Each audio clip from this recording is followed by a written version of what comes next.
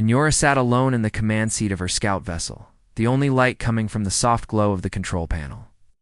Her fingers hovered over the holographic display, but she did not dare touch it.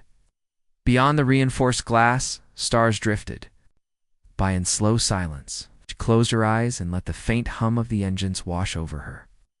In this moment, the endless void felt less cold than the world she had left behind. She remembered the council chamber on Kellis Prime, her home world. Tall spires of sapphire glass rose into a pale sky, and crowds gathered below to cheer the wise elders. As a scholar of cosmic cultures, she had walked those halls with pride. Her heart had once raced at the chance to share new ideas, but when she spoke out against age-old laws, urging mercy and kindness for outsiders, whispers had followed her like ghosts.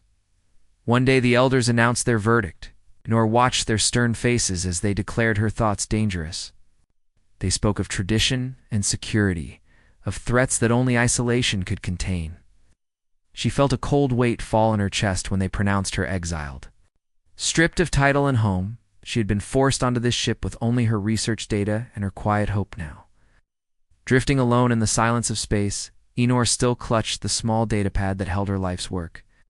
She traced the worn edges of its casing and remembered her mother's gentle smile when she first presented her studies.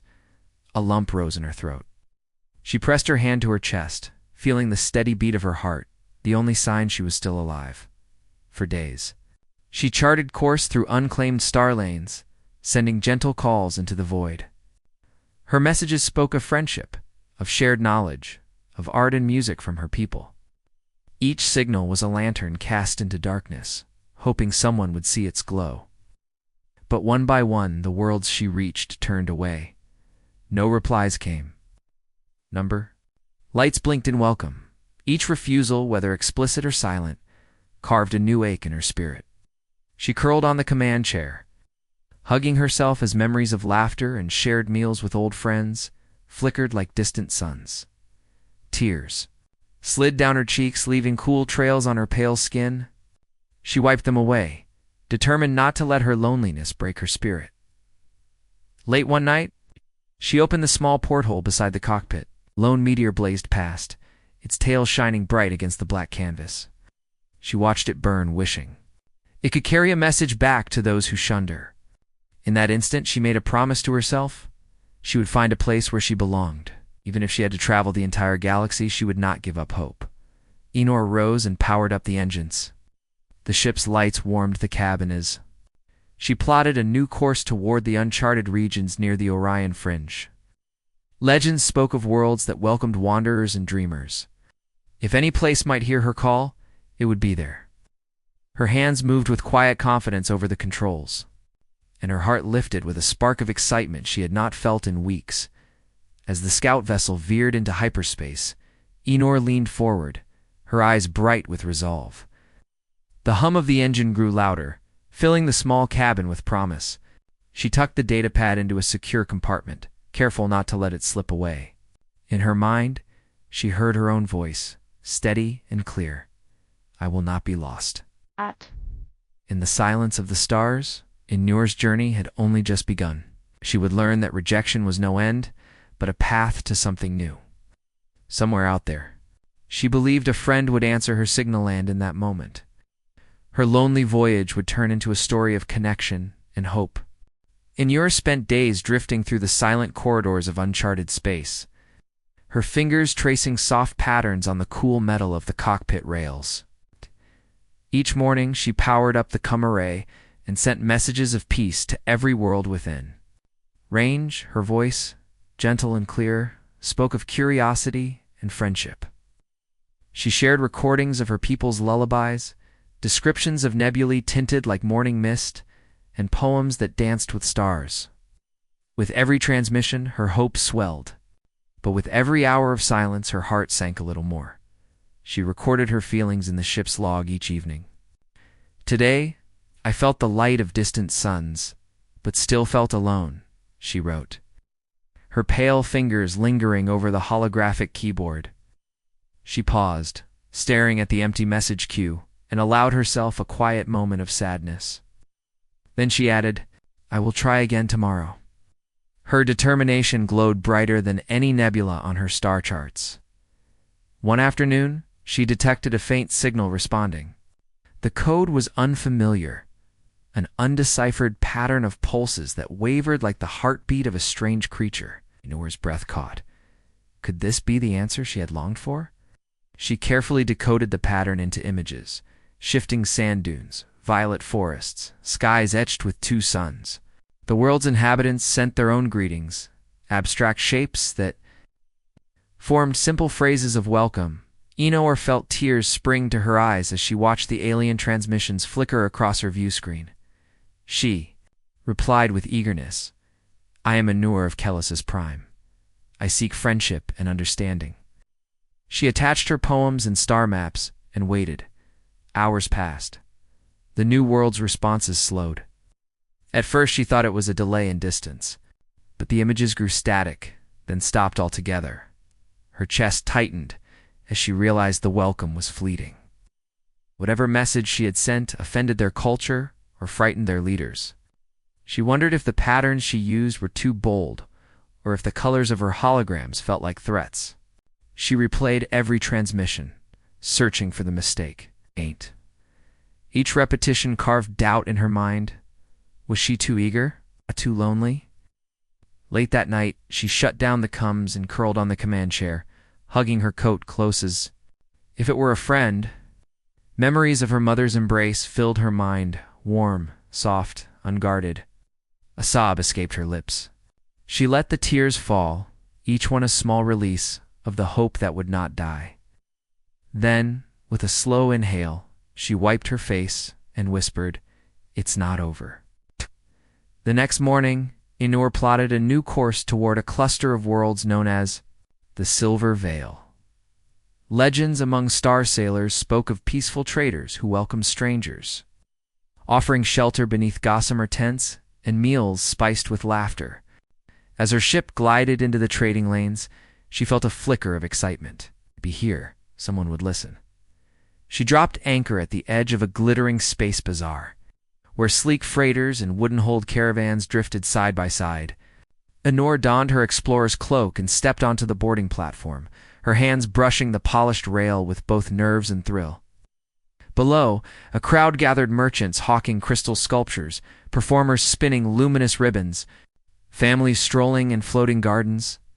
At first, the crowd stared, whispering among themselves. Enor held her head high, her translator humming softly in her ear. A child with bright pink hair approached her, offering a small flower-like device. Curious, Enor accepted it. The device pulsed with gentle light, and in her mind she heard a child's voice, "Welcome." Single word, but it carried more warmth than countless rejections. As the traders resumed their activities, the child led her through the bazaar, introducing nerd artisans and storytellers who shared their crafts and tales. They listened respectfully as she recited her poems, and in return, they taught her dances that traced patterns of friendship in the air. For the first time since exile, Enor felt the hum of community beneath her skin. She laughed when a storyteller tickled her ribs with a feathered brush and gasped when an artist painted a portrait of her ship in iridescent blues. When night fell, the bazaar glowed with hundreds of soft lights, and Enor sat among new friends, sipping fragrant tea brewed from alien leaves. She gazed up at the twin moons above the market's transparent dome and felt her loneliness start to dissolve. Though she had not yet found a home, she had discovered a place that heard her voice and that, she realized with awe, was the first step toward belonging. Enor charted a course beyond the Silver Veil, her heart buoyed by recent kindness. She programmed a shortcut through an uncharted sector, hoping to save time. As her ship slid into the dense asteroid field, alarms shrieked. Small rocks pelted, the hull like hailstones. She wrestled the controls, but a sudden tremor spun the vessel off course. The stars outside blurred into streaks of light as the ship rattled violently. Warning lights flashed red across the console. Enor's breath caught in her throat. She gripped the armrests, knuckles white, praying the shields would hold. A massive rock slammed against the port side, shattering a window panel. The cabin, filled with the sharp scent of ozone, Sirens wailed as life support faltered. Inor's training kicked in.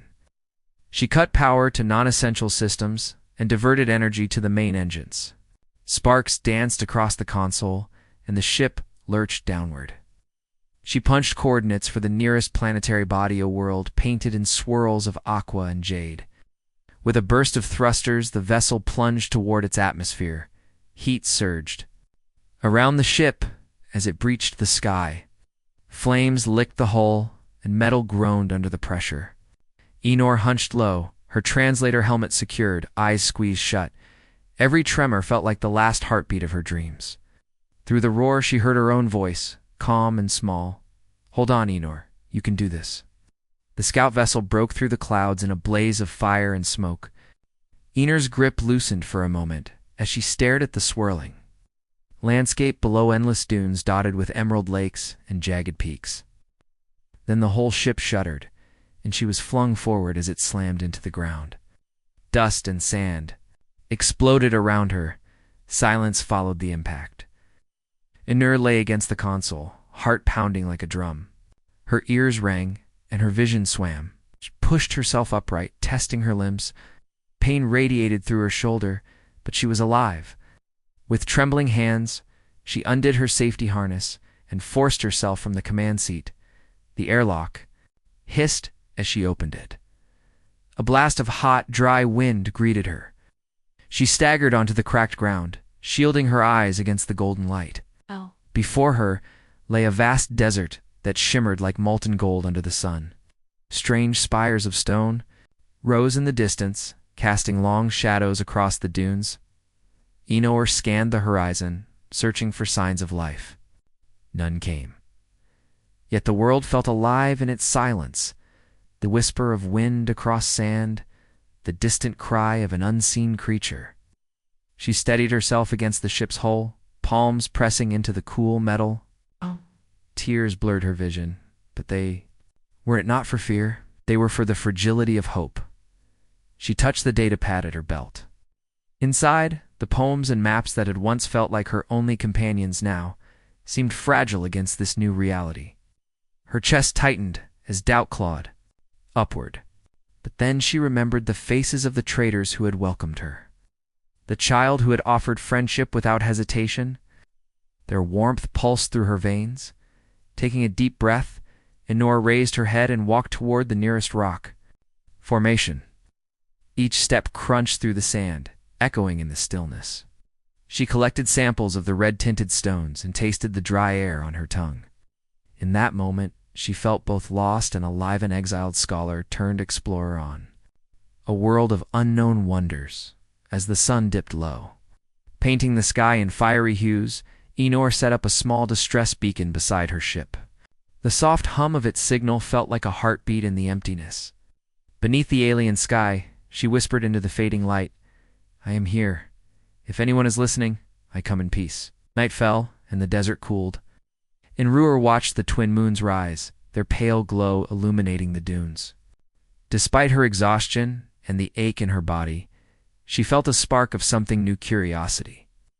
Tomorrow, she would explore this world. Tomorrow, she would find the beings who shared its skies.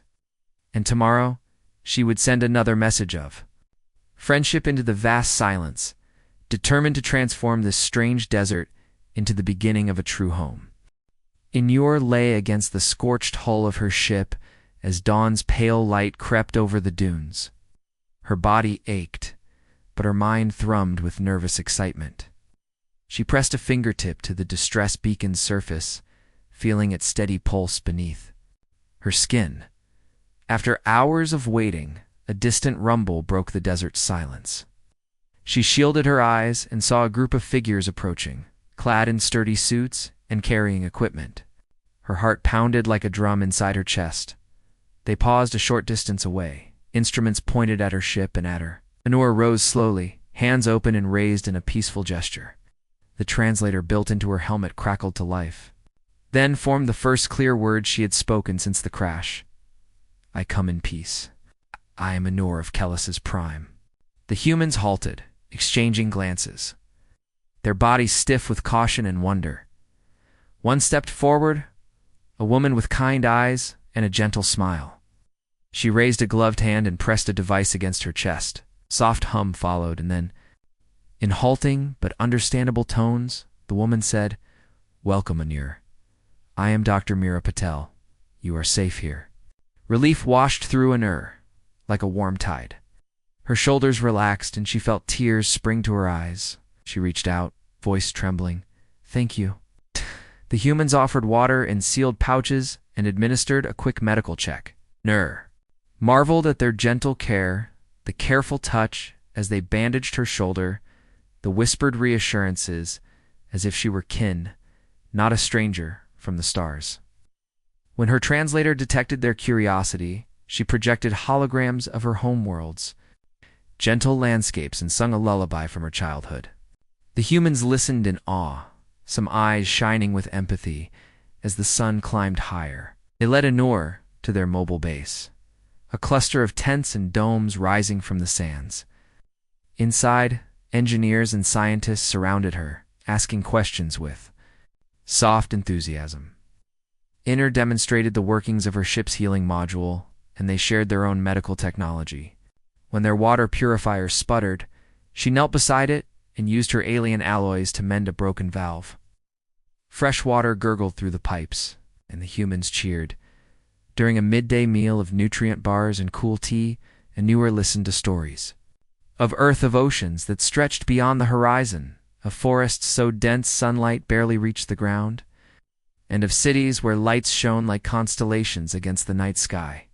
She showed them images of Kellis Prime's sapphire spires and violet seas. Although worlds apart, they spoke in shared wonder, their voices weaving together a tapestry of respect and curiosity. That evening, under the glow of two moons, one pale silver, the other a soft rosy Noor, and the humans gathered outside, Dr. Patel placed a hand on Anur's shoulder and said, "We have so much to learn from each other." A chorus of voices rose as the team sang a simple melody they had composed just for her, a song of welcome and friendship.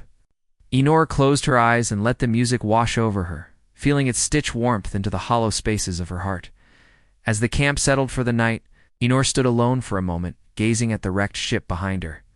She whispered into the cool air, "They have heard me." Hope bloomed like a star inside her chest. Tomorrow, she would help repair the vessel and plan her next steps. But tonight, she allowed herself to savor the quiet joy of connection, knowing that in this distant desert, she had finally found her first true friends. Anur woke before sunrise, the soft glow of the twin moons fading from the sky. She wrapped her cloak around her shoulders and stepped outside the dome. The desert air was cool and still, carrying the scent of metal and earth. Nearby, human engineers unpacked parts for her ship's repair. She felt a warm flutter in her chest. Today she would help them, just as they had helped her. She joined the team at the ship's side, her slender fingers brushing away sand from a damaged panel. Dr. Patel handed her a toolkit and Anur fit an alien alloy brace across a cracked support beam. The humans watched in awe as alien metal fused seamlessly with human technology. One technician asked questions about the alloy's properties, and Anur explained in simple terms how her people shaped it from star-forged ore. Their eyes shone with excitement. She smiled, proud to share her knowledge. As the hours passed, more members of the research team arrived to assist. They worked side by side, turning screws, welding circuits, and testing power conduits. With every successful test, the engines hummed a little stronger. Anur felt her heart rise with each, the spark of life that pulsed through her ship. Around her, the humans cheered softly, clapping gloved hands and offering thumbs-up gestures. In their faces, she saw the same hope she carried in her own heart. At midday, they gathered for a simple meal beneath a fabric awning. Humans offered dried fruit and nutrient bars. Anur shared small cubes of her homeworld's spiced nuts, rich with flavors of violet berries. They tasted the nuts with curiosity, then nodded in approval at the sweet, tangy taste. Laughter rippled through the group when one researcher tried to mimic the crunchy texture and ended up choking, quickly rescued by a friendly pat on the back from Anur. The moment felt light and full of joy. a reminder of how simple kindness could bridge any gap. After eating, children from a nearby research outpost arrived, shy at first but curious. They circled Anor, eyes wide as she activated her holographic projector. It painted images of sapphire seas and violet skies, of gentle mountains that glowed under twin suns. The children gasped and pointed, then each took turns touching the light-soft projections. One bold child reached out and placed a tiny hand on the hologram of Anor's home city, and Anor bent low to meet her gaze. "I hope you visit one day," she whispered. The child's grin was brighter than any star. In the afternoon, the humans invited Enor to help plan a small cultural festival beside her repaired ship. They strung lanterns made from recycled glass and painted banners with symbols of Earth and Kellis Prime. Enor taught them a simple song from her, a melody of wind and hope. Together, they wove the song into a dance, stamping rhythms in the sand. As they practiced, laughter and music mingled with the hum of engines, creating a harmony she never knew she needed. By evening, her ship stood whole against, shining under the pink hues of sunset. Enor ran her hand along the hull, feeling every smooth curve and seamless joint. She turned to the gathered humans, her voice soft but clear. "You have given me hope and friendship. Thank you." Actor. Tell stepped forward and placed a hand on Anor's arm. "You have given us wonder and trust," she replied. First stars blinked awake overhead. Nor realized she had found more than a place to land. She had found a community that saw her not as an outsider, but as a friend. Under a sky splashed with starlight, Enor looked at her ship, and then at the faces around her. This desert world, once so lonely and vast, now held stories and laughter. She knew her journey would continue. New worlds awaited her call. But here, among these kind humans, she had rediscovered her purpose: to connect, to share, and to belong. With a heart full of gratitude, she stepped forward into the circle of friends, ready for whatever tomorrow might bring. Enor woke to the soft hum of morning activity around her ship. The lanterns from last night's festival still swayed gently in the breeze, casting playful shadows across the sand. She stepped outside, brushing grains of dust from her cloak, and inhaled the fresh desert air. The humans were already gathering tools and supplies, preparing for a day of exploration beyond the camp. Dr. Patel approached with a bright smile and a rolled-up map in hand. "Today we'd like you to guide us," she said, unfolding the map to reveal winding canyons and crystal-clear oases. "Your eyes see what ours cannot." Enor's heart fluttered. She traced the routes her new friends planned to take, remembering the thrill of discovery she first felt as a scholar on Kellis's Prime.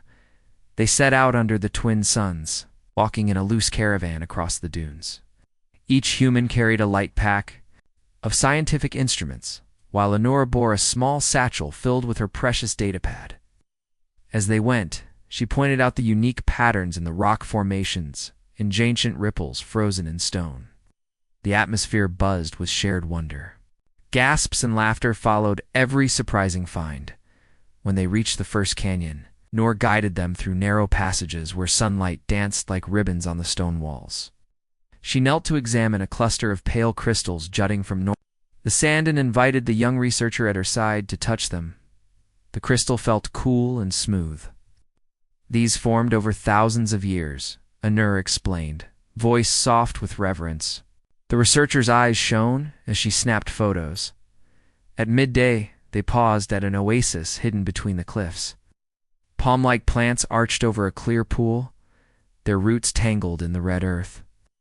The team drank cool water, and Anur recited a poem about rivers on her home world, where violet waters flowed beneath sapphire skies.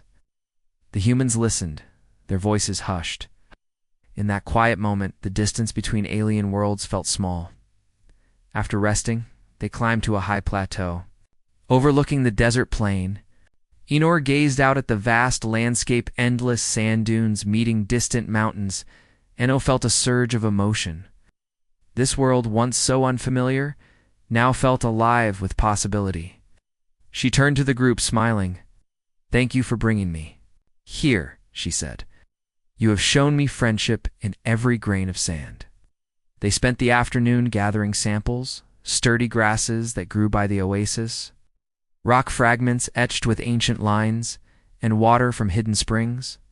Inur demonstrated how to analyze the mineral content using her ship's portable scanner, and the humans watched in fascination. When the scanner beeped with a successful reading, the team cheered, and Inora felt her chest swell with pride as afternoon faded into evening. Inora paused at the edge of a cliff, watching the sky transform into a canvas of oranges and purples. She felt a gentle hand on her shoulder and turned to see Dr. Patel. "Your guidance has given us new hope for our research," she said. Inor nodded, emotion catching in her throat. "And you have given me a place to belong," she replied, her voice steady but soft. On the way back to camp, the group fell into easy conversations, stories of childhood dreams, questions about distant galaxies, and shared laughter at small jokes. Inor marveled at how naturally the humans embraced her as one of their own. Each step across the sand felt lighter, as if the desert itself welcomed her presence. When they returned, the camp buzzed with excitement over the day's discoveries. Engineers loaded the samples for analysis, while children gathered around Inur to hear her recount the journey. She spoke in simple, clear words, painting pictures with her voice. As she finished, the children clapped and begged her to tell another story. Inur's smile lit her face, warmth spreading through her chest. Before night fell, the team gathered for a quiet moment beside her ship. They formed a circle, hands joined, and Dr. Patel said a few words of gratitude to Inur. "You have bridged two worlds," she said. Inur felt tears of joy prick her eyes. She squeezed the hand of the person beside her and closed her eyes, letting the sound of soft voices weave hope into her heart. That night, as the stars blinked awake overhead, Inur lay in her small cabin, the warmth of friendship still glowing around her. She opened her datapad and typed one line in her log. "Today I found a second home." With a contented sigh, she powered down the lights, knowing that tomorrow would bring new adventures and that she would face them not as a lonely exile, but as a friend among friends. Inor woke to the soft glow of dawn as the camp began to stir. Today was different. She would travel with Dr. Patel to the nearest communication outpost, where the Earth's Interplanetary Council held sessions. Her repaired ship stood ready, behind her gleaming in the morning light. She touched the hull, feeling its smooth surface beneath her fingers, and felt a surge of pride. This vessel had carried her from exile to friendship, and now it would bear witness to her next step. The journey to the outpost was quiet, save for the gentle rumble of the rover's engines over the sandy track. Inor sat between Dr. Patel and a young researcher named Lena who chatted excitedly about the council's delegates. Inor listened, heart fluttering, and nodded politely. She remembered her first lonely days, sending messages that went unanswered. Now she rode alongside friends, heading toward her greatest meeting at the outpost. A tall building of glass and steel rose against the desert sky. Banners of Earth's blue-green globe fluttered beside symbols of many worlds. Inur paused at the entrance, smoothing her cloak and taking a steadying breath. As they stepped inside, she felt a wave of warmth. This was a place of ideas, of voices joined in conversation rather than judgment. In the council chamber, delegates from dozens of planets seated themselves around a circular table. When Dr. Patel introduced Inur, murmurs of curiosity and welcome rose. Honor stood, her translator humming softly, and spoke in clear, calm tones. "I am Inur of Kellis Prime. I came as an exile, but here I have found friendship and hope. I wish to share my story and learn from yours." Her voice echoed gently. In the hall, as she spoke, she projected images of the desert world's night sky, of humans and herself repairing the ship, of laughter under twin moons. She described how simple kindness had bridged galaxies and how shared curiosity could heal old wounds. Faces around the table lit with understanding. When she finished, the chamber broke into warm applause that felt like sunlight on her skin. After the session, delegates approached her with questions and smiles. A representative from the Andari collective invited her to speak at their next cultural exchange. Another offered to help her restore contact with Kellis's prime, hoping her message of unity would soften old councils. Anor felt tears of joy as she realized her exile had led her here to a community that valued her voice. That evening, back at the desert camp, Enor looked up at the stars, each one a reminder of worlds she had yet to explore. She pressed her hand to her heart and whispered into the night air, "I belong." The soft hum of her ship joined the desert wind, a promise of future journeys. Enor smiled, knowing that in every signal sent, in every friendship formed, she had found her true home among the stars.